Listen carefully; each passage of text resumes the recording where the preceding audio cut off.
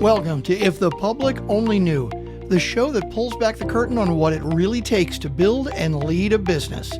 Host Gary Cinderbrandt sits down with some of today's most dynamic CEOs, founders, and leaders to dig into their origin stories, hard-earned lessons, and the missteps that nearly derailed it all. These are unfiltered, no-hype conversations designed to inspire, challenge, and fuel your own journey. Now here's your host, Gary Cinderbrandt.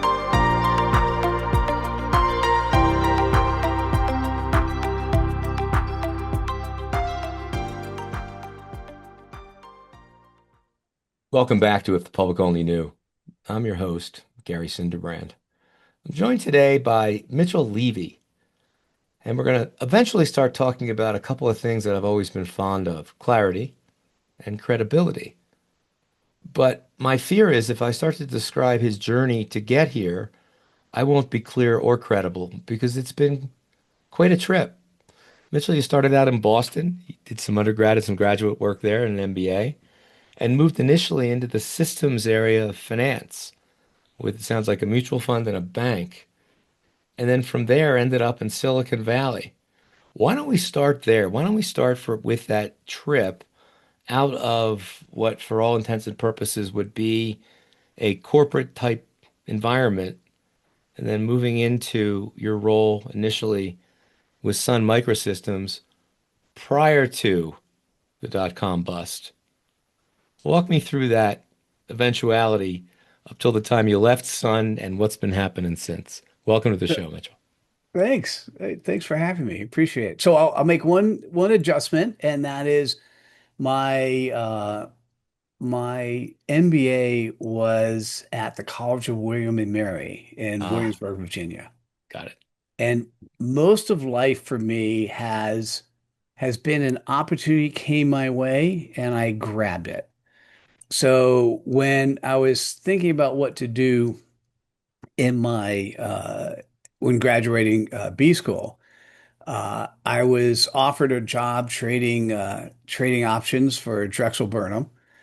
And what I also had done, I took an independent study with a finance professor, and we ended up um, proving that his theory would work for investing in stocks. And I was starting to write the paper 2 weeks later, and I came into his office, say, "Hey, I'm writing a paper, and I want to get published." And I said, "Would you do this with me?" And he says, "No." I'm like, "Huh?" He goes, "Well, I took your research, I brought it to Colonial Mutual Fund, and got a job, and you're coming with me." That's how I got to Boston. Um, uh, the I ended up how I got from Boston to San Francisco is I was in Boston in my mid 20s, and one day I met this girl on a bus stop, and I asked her if she was I was driving that day, if she would want to get a ride to downtown Boston, because that's where I was going. And she said no. And so I said, okay, bye. And next day I saw her again, and we ended up dating for 2 months before she had just accepted a job in in California. And she didn't know where, but we ended up dating once she figured it out, because it turns out that she accepted a job which was about 15 minutes away from my where my parents were living, and they always wanted me to come back to be around them. And we saw each other pretty heavily for 2 months, and then from that time, I'm like, I'm gonna move. I'm gonna be by her. So 6 months later, I found a startup in San Francisco, and that's how I left the bank. I was working at State Street Bank, senior systems officer. It's kind of cool, but I'm like, hey, I'm following my girlfriend, who we have now known each other for 41 years, 42 Mm. years, and happily married for 39. And so yet another opportunity. So then what happened is I was kind of thinking Silicon Valley, man, the streets are paved in gold. I got stock options. I'm gonna be rich. And I hadn't realized that not all startups make it. And a year later, company ran out of money, and I then said to my folks, "What do I do next?" And they go, "Well, you're not really sure. Why don't you go to a big company and figure it out?" And so my brother had a friend, and the friend is someone who we're still friends with today. Still play poker with him, and he introduced me to then my boss, who I'm still friends with as well, and went to Sun Microsystems. I was at Sun for 9 years. Now, for those who don't know it, Sun is the company that really helped commercialize the internet. And in 1997, um, it was the dot-com days, and it was all you had to do is spell the word e-commerce and you got money. And so I go to my wife, I say, I'm ready. I'm an entrepreneur and I got to do my own thing. And she said, sure. And I did. And it was great. It was great between 1997 and sort of the 2001 timeframe. And when the dot bust happened, um, all of my e-commerce business went from nice six-figure business to zero. Now, I think I'd mentioned to you, in the preliminary conversation, what happened is while I was doing e-commerce consulting, basically how to use the internet inside businesses. I created a I was teaching at San Jose State. They were paying $110 an hour for an adjunct faculty to teach in the professional development program. And I didn't have any time. I just was running out of time. So I went in to quit. Now, to me, I never quit things. I say, hey, I got to do more. I got to do less. And the dean said, hey, why don't you create a program? I go, never thought about creating an executive education program. I said, give me 3 weeks. Let's get time on the calendar. I'll tell you what I think. Came back in 3 weeks and I said, listen, here's what we're going to do. Let's start 9 months from now. It's September. It's a good time to start. I'm going to create 30 courses and I don't want you to pay me. I want you to give me 25% of the door. Now, everyone he's gotten in the past to do something like that wanted to get paid the $110 an hour to build the program. So he started laughing. He went really fast to sign the contracts. So he created contracts, signed them. And then they were really unhappy when we sold 4,400 course seats and took in $2 million worth of revenue. Um, I used that to be able to get to Comdex. Comdex was the largest conference company Yeah. at the time. They're in the IT space, and they ended up needing somebody to run the e-commerce conference. So I ended up running four different conferences for Comdex. And what happened is things were going really well. Um, I had people basically coming in because the world wanted to know how to use the internet inside of corporations.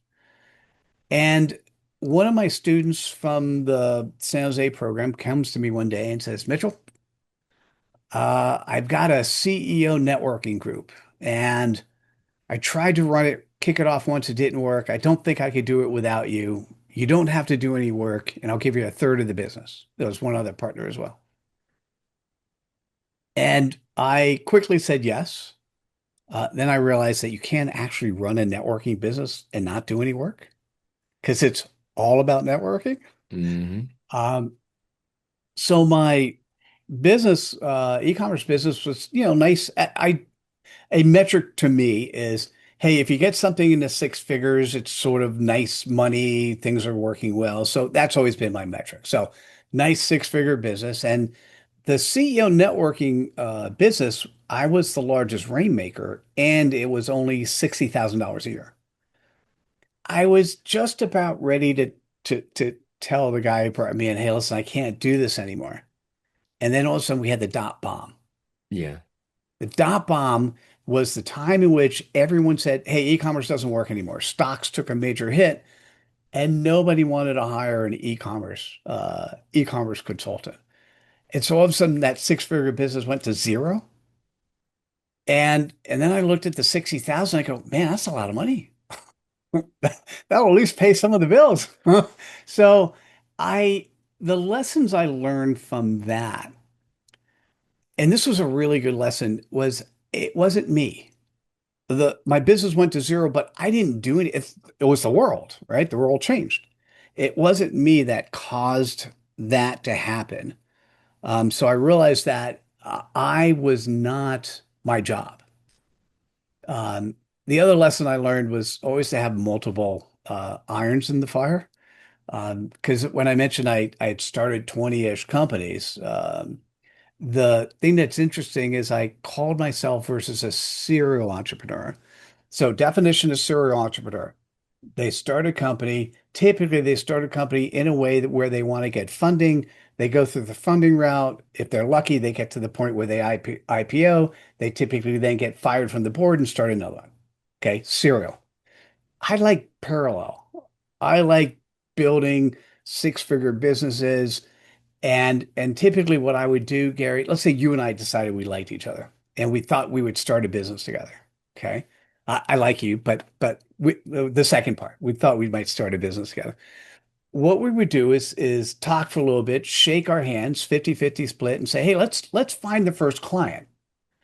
Then we would go and find the first client. Now, here's the important part. In every client engagement, shit hits the fan. And what you want to make sure happens is the person who is your partner says the same thing you would have said when they're in the room by themselves. And so you do the first client together, you decide you like it or don't like it. And if you like it, you go, hey, let's get contracts together. Right? So many people who are entrepreneurs spend so much time postulating what the business could be and what can happen and all the contracts and all that silly stuff. And the thing is about supply and demand. If you got something of value and there are clients who want to pay you, great. And then you figure out, hey, let's get, you do need contracts because um, people's lives change. And unfortunately, there are many times where they change in such a way that without the contract, people forget what they said. The handshake doesn't always work, but it works up front. And so I've just enjoyed finding opportunity and satisfying problems. And I got smacked with a business that went to zero twice. Once was what I mentioned, the .com thing. The second time in 2005, I always wanted to be a book publisher. I don't know why that or where that came from. Um, I had written my first book when I was at Sun Microsystems, and I just liked it, and I self-published that one. Um, and to date, I've actually written 65 books. And my 66, by the way, the most important. But I've written 65 books, and as a publisher, we published over 750. And I always knew when I started the publishing business in 2005 that it would eventually go away. The reason I say that is that book publishing becomes more and more commoditized every day. Hmm. But what actually happened, two things. First, COVID hit my publishing business with a bus. And then Amazon ran over it two or three times. So most of my business came from, so I did a hybrid publishing model. We would charge to publish, but just, typically about the same amount if somebody was doing themselves and doing it right, about that amount. We would basically I got a streamlined process, so it cost me half. I'd make double on that. But the real money was getting 50% of profit on the back end from book sales. So I'd find authors and speakers who were speaking at conferences or speaking in companies. And so it was a nice recurring revenue stream. Well, when COVID happened and they were no longer traveling to companies, they no longer needed book sales, right? And then what happened? So that was the business got shrunk by 80% overnight. Then what happened is as people had more time, Amazon started having more and more people do the self-publishing route. And then it no longer became called a vanity press. It's just self-publishing. Who cares? And so nowadays, what happens is, although I spent a couple million building the infrastructure for a publishing company, there's so many people out there, it's a commodity. And so, um, Gary, I'll give you an example. There was a CEO I published a decade ago, and he used his book to get new funding, close more clients. I mean, I don't know if he says it publicly, but privately, he goes, Mitchell, your book made it for me, right? That was it. That was what really made it happen. So, it's at a new company. The chief strategy officer has written a book. I started talking to him. I looked at everything they were doing and I gave them a really great deal, $12,500, to do the Amazon campaign, publish the book, have a number of copies, do distribution of all the places they want to go. And 3 days later, the chief strategy officer sends me a note saying, "Hey, Mitchell, I can't go with you. Have another publisher. They have a better price." And in the email goes, the better price, this is the publisher, nice brand. They're going to do it for free. And Gary, I can't compete. Now, some people would say that's stupid. I can't compete with stupid. I don't think that publisher is just making a bet that this company would be successful, in the next 1, 2, 3 years, right? And that would generate a lot of revenue. I decided that that was no longer fun for me, right? So that's the second time that nice six-figure business went essentially to zero pretty quickly. Um, so during that time frame, 2021, I was asked to be part of the Marshall Goldsmith 100 coaches, which is some of the top executive coaches on the planet. And so I realized that I had sat on the board of a public company, and what does a board member really do? They're a coach. Running a CEO networking group, what did I really do? I coached. I didn't formally get any training, but it just came naturally. So I ended up getting trained and certified in one of the Marshall Goldsmith has a methodology called the stakeholder centered coaching. So I got formally trained, but I didn't feel I needed. I'm like, hey, I want to call myself a coach. That's part of my business. And it's been a fun learning experience. But what helped me grow, and this was painful, is in 2019, I kind of recognized that the publishing business was going to go away. And I go, I need to do what's next, but I didn't know what it would be. Now, I had the benefit of having published 750 books. I said, hey, what is it that my authors look for when they look for a book and when they want a book published, what do they want? Well, they want credibility, is what I thought of. And I go, okay, so I looked at the dictionary definition of credibility and it said the quality in which one is trusted. And I go, that's not really a good definition. I don't think so either. And Doesn't then the sound, that next makes no morning, sense. yeah, well, it's a part of it. So the next morning I woke up and I go, huh, Napoleon Hill interviewed 500 millionaires and wrote the book Think and Grow Rich. Mitchell Levy is going to interview 500 thought leaders on credibility and write a book. The book ultimately is called Credibility Nation. And what I realized, and I'm going to show this to you for those, if it's the podcast, go and take where the video piece of it is. Um, Credibility is the quality in which you're trusted, known, and liked. So there is a trust part of that, but I define 10 values associated with the trust, know, and like. And I was so ecstatic. I unlocked the key to what is credibility. And I ended up doing a TEDx, and it's called We Are Losing Our Humanity. And I'm tired of watching it happen. And I thought, Gary, all I had to do is give people the formula because if you're more credible, you'll be more humane. If you take a look at the values, they're all things which are make you a good human. And and I then decided, hey, I'm creating a credibility business, which I ran for 3.5 years. And what was interesting is as much and as powerful as this is, I don't feel that people were not really acting on it. And people use the word credibility to mean different things. And at the end of the day, it means being a servant leader, having integrity, being authentic, coachable, vulnerable, sharing your stage, showing respect, right?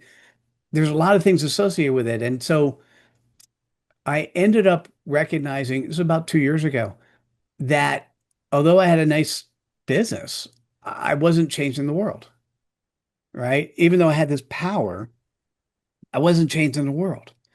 And so one of the things I realized when I was interviewing is I had a superpower. Um, and my superpower is what I call clarity, or is clarity. And I can sit with any company or any human and help them articulate where they are executing their purpose in less than 10 words. That's clarity. So give And me your 10 word. Give me your 10 words. well, I have two because I have two businesses. So for the executive coaching business, it's 9 words. It's the who and the what. The formula, by the way, the secret formula, which surprisingly, even though when I give people the formula, 98% of people can't do it because their marketing cookie cutter stuff gets in the way. So for executive coaching, my audience are fast-growing CEOs. So it's Inc. 5,000 CEOs leading the future with executive abundance. The goal of having something that's less than 10 words is that if you're speaking to somebody who's a referral partner or a prospect, the most natural first question is, tell me more. In this case, tell me more about executive abundance. I'll put a stake in the ground. I'll come back to that if you want.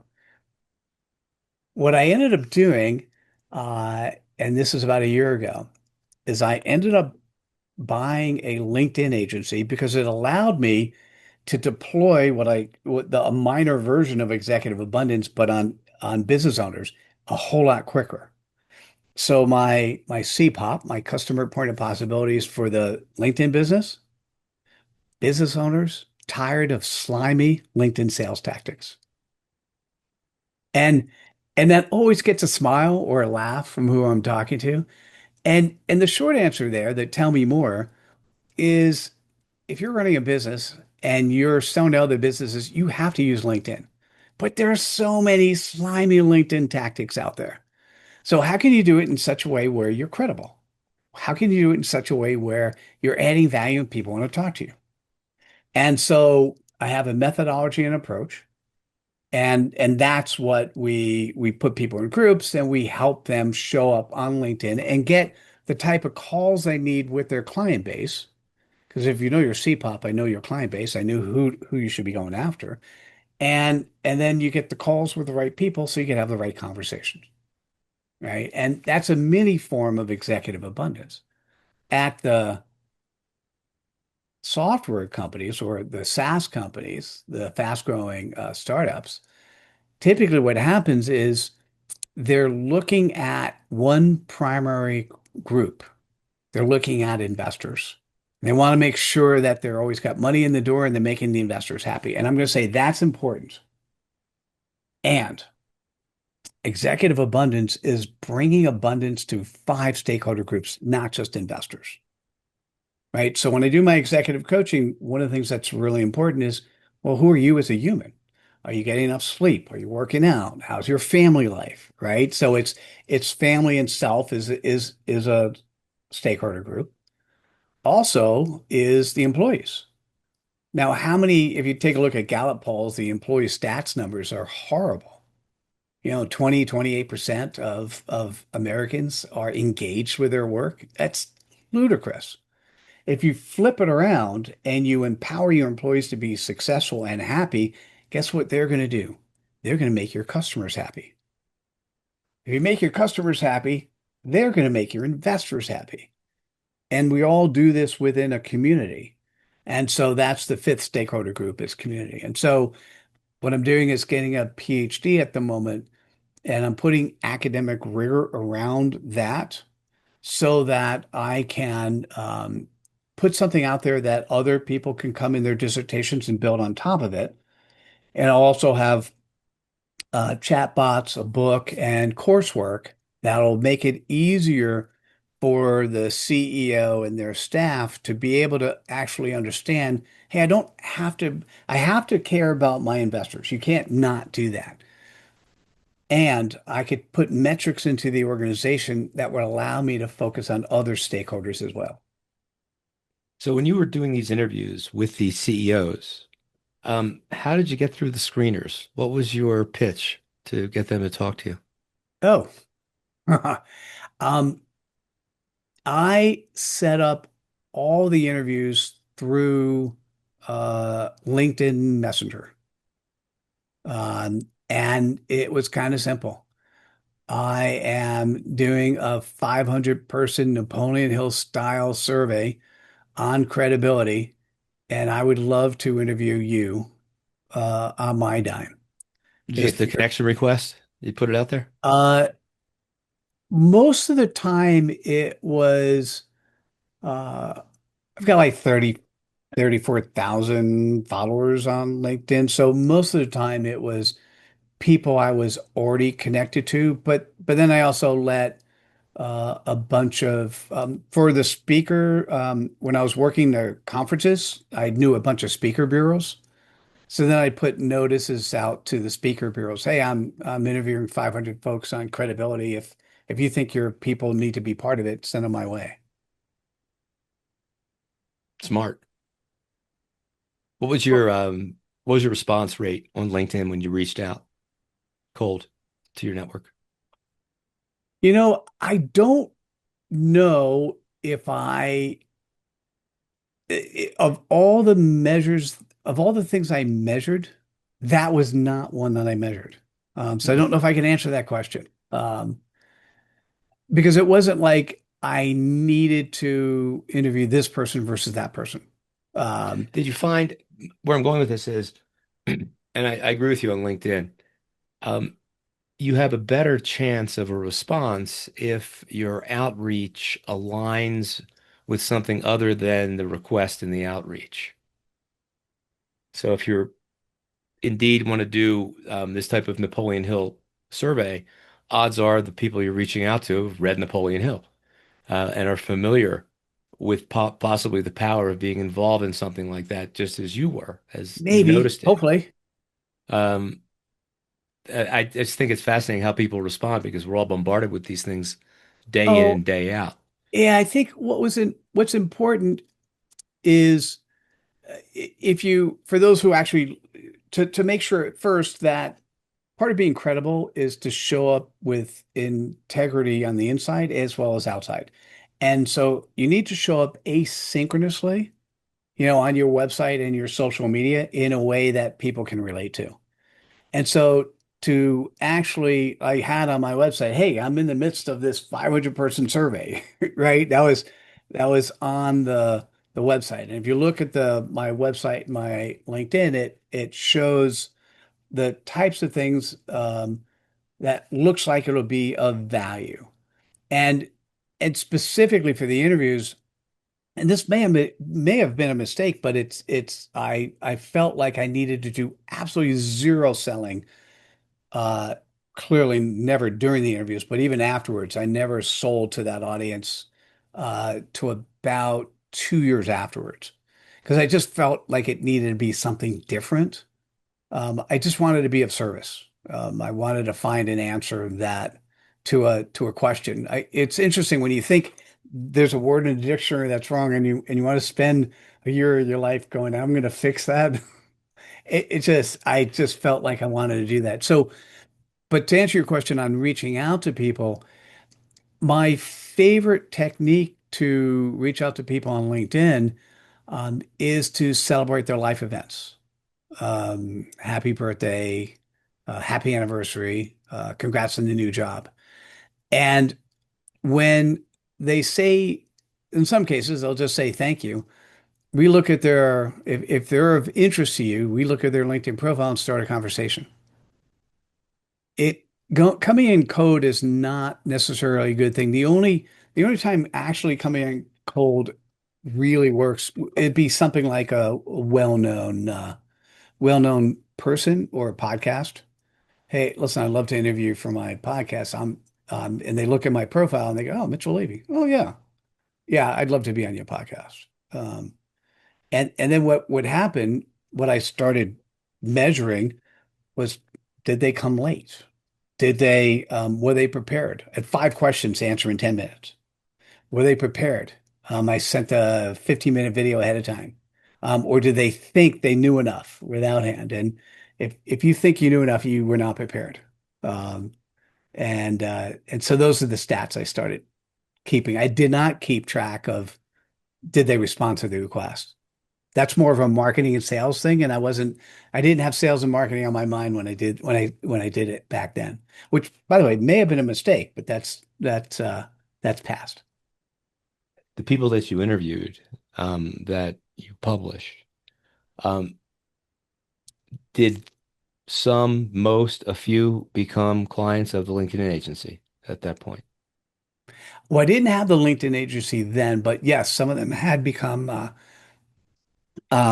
I was still running the publishing company and also doing coaching, executive coaching, and I picked up clients on both only because as we were having conversations, they would go, "Yeah, I got a book project," or "Yeah, there's somebody on my team that needs coaching." So it just happened naturally by having conversations.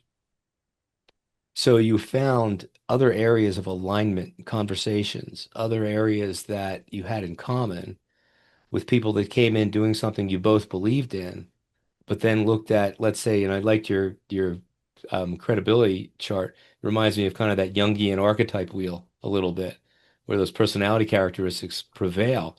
And not a lot to argue with. I mean, they are what they are.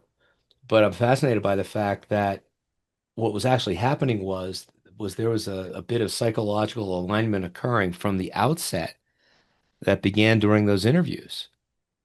Isn't that how any entrepreneur or any business person, if you're a financial advisor, um, which you've done most of your life and train others, if two humans don't bond, how can you be of service, right?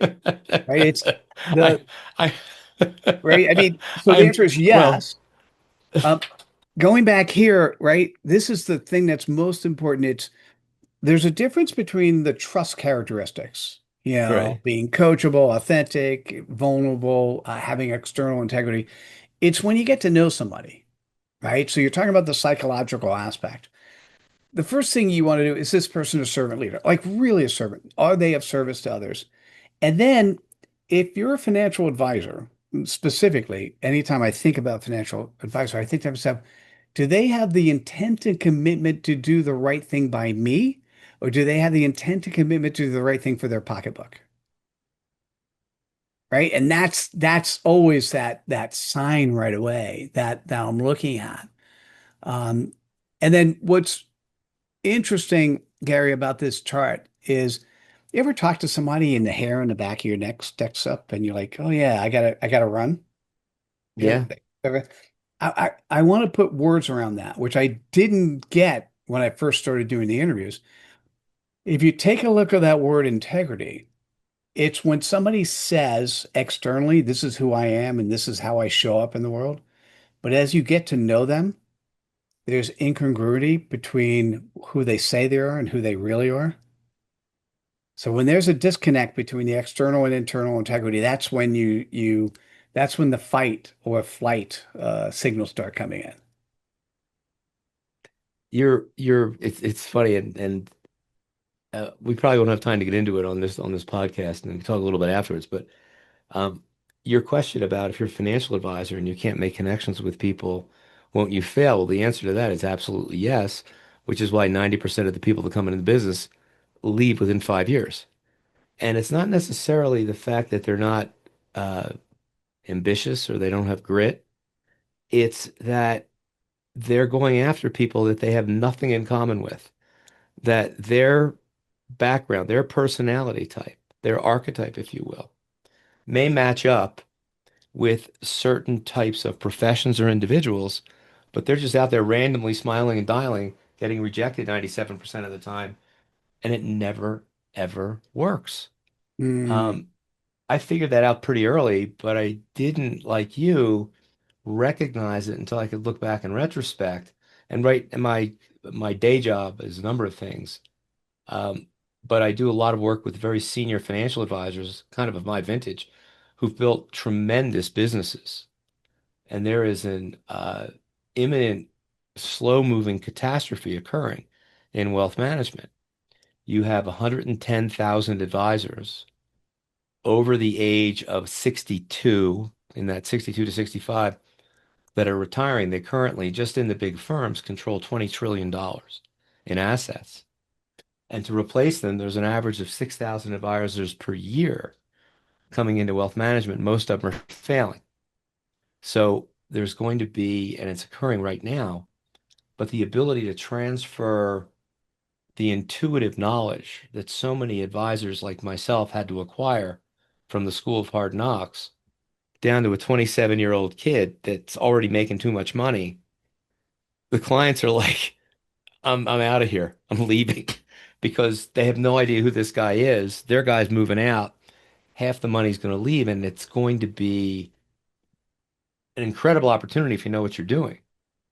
But the failure rate is just extraordinary because there Mm, is no connectivity. I love what you did with these interviews. Whether you thank knew you. you were doing it or not, you were allowing, when people have a chance to tell their stories, Yeah. there's a natural affinity for the listener, which is Hmm. one of the things I always loved about being an advisor. I loved people's stories. And the less I talked, the more I learned, the smarter I would get. So as they were telling you their stories, and by the way, everybody they know knew their story already, to be able to tell it fresh to a listener that could ask good questions and had an outcome that they were thinking, I have to believe you had some tremendous conversations and you probably made a lot of friends at the same time. And then Yep. things just happen, By the way, Mitchell. I was going to tell you, Gary, when I read your bio and your focus, I thought to myself, what a great place for you to be, given your experience and where you came from. Um, it's you've got this huge opportunity that's right in front of you, and and you know the answer. It's just not always easy. That thing called common sense doesn't always run in a 27-year-old. I may need to hire you to get this out there cleanly because I'm in the entrepreneurial stage where my company is up, it's standing up. My tech is about ready to go out there. There's never been anything like it in prospecting. But it's also got 4 or 5 different adjacent applications covered by a patent with 132 claims using a combination of AI, algorithms, and Jungian thought. I've always been a Mm, fan of that. nice. And the early testing's been extraordinary. So I'm like the attention span of a squirrel right now. It's like I want to go here, I want to build this, I want to build that. But I know I've got to stay completely locked in on my market because I'm playing, my first 2 enterprise pitches are Morgan Stanley and Merrill Lynch, either one of Nice. which could, put me on Oh, the moon. that's Um, but that's my I world. it That's where I definitely grew sounds up. like you and I will have some conversations. I I look think forward to we that. probably are going to. So your book Credibility Nation, I'm definitely going to get it. Is it available in audiobooks? So Credibility Nation is, and Good. let Because me do the and.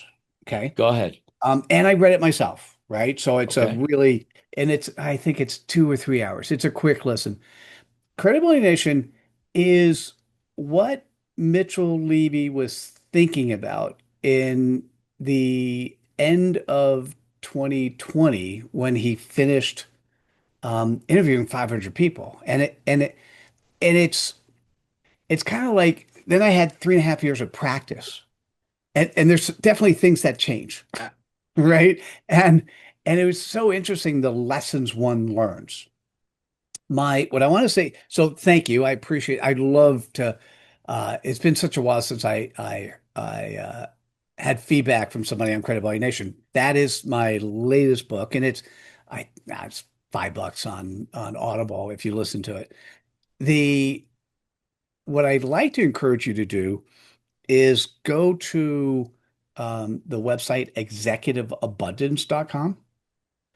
And the on May 7th, 2026, that book will come out. If you sign up for the waiting list, and even if you tell me I sign up for the waiting list and I bought the preliminary hardcover, I'll send you a PDF copy of it today, just so you could read it. It's PDF, so you could read through it or have AI read it to you. And that takes all of the lessons that I learned of clarity and credibility and consistency and commitment and apply that to the five stakeholder groups. And it's the amount, it's kind of cool because it's my 66th book. It's the most important book I'll have ever done. Um, because it's going to apply how a sort of a new operating system for running a business. And since you got a new business, it might be an interesting read. I can already tell you exactly what I'm going to do with it. I play off my various AIs against each other. I get them kind of Nice. arguing. It used to be Alexa arguing with Siri. I have Anthropic argue with Chat. I have Chat argue with Gemini. And eventually you get all the hallucinatory stuff out of there, especially in some of the later stuff. And when I was building this application, this Rainmaker application, how do I take deep psychological archetypal profiling authored by a guy with a background in psychiatry and psychology? And how do I develop a question set, not to figure out what my target client looks like, but to figure out what I, as the advisor, look like? Because if I can figure myself out on one side, there's enough data out there. For instance, I could take your 500 CEOs. All I need to know are their professions. Every one of them is going to slot with a pretty high degree of probability into an archetype. You're not going to find a lot of ruler and hero archetypes in the guy that's running their data streams. You're going to find that in the CEO world. HR, you're going to find something different. So to match those up, um, probably squeeze that through three or four pretty rigorous AIs to develop the algorithms. My biggest surprise was I found out it was patentable, um, because there's human Nice. interaction back and forth. And I found a patent attorney. He said, "We're stopping at 132 claims." I said, "That's fine." He goes, "We'll add That's a more." I lot of said, "Yeah, that, we probably will." Gary, that's a lot of claims. Yeah. And I read him and I did all that shit. How the hell did I come up with that? And then my tech guys are looking at me going, "How'd you come up with that?" And I'm thinking to myself, because I lived this world for 40 years and I'm still in it every day. And what I need to do is find a way to get everything that I've done, all the interviews that I've done. I've got, just as you interviewed 500 CEOs, I probably have 5,000 counseling calls with advisors that are all Right. transcribed sitting in this enormous tank. It's a complete mess, but I know there's wisdom in there if I can. It's one of the things I have on my to-do list. So I'm really fascinated and impressed. And Mitchell, so glad to have met you and that we took this time. I think you and I look at the world in pretty similar ways. Um, and I don't think either of us are done anytime soon. So No, as long as we could, going back to that servant leader, as long as I could be of value, retirement is, when you die. Um, that's because I've about not that's about actually right. worked in a long time. I play every day. The faces when I'm talking to young FAs and I'm telling them if you're doing this job right, it doesn't feel like work. Um, but you get paid extremely well to have fun. They look at me like I'm out of my mind. And I just, I Mm. said, look, you got to pay some dues. Doesn't always, there's going to be a lot of bumps along the way, but the ride is definitely worth it. So, how people find you on LinkedIn? They find you So where? they could LinkedIn, although I'm teetering at that maximum number. It's just Mitchell Levy.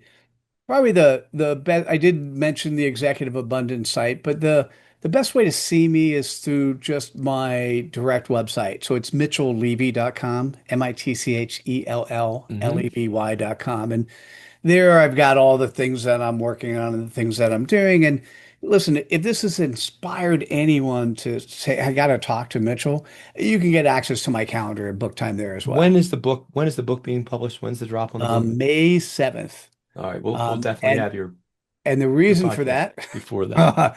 is it can't get published until I'm done with my dissertation. So it backs up the it means I have to be defended in April, I have to be done by March, and so there's a lot of work between now and March, so I can actually be done with my dissertation, the entire capstone and my dissertation.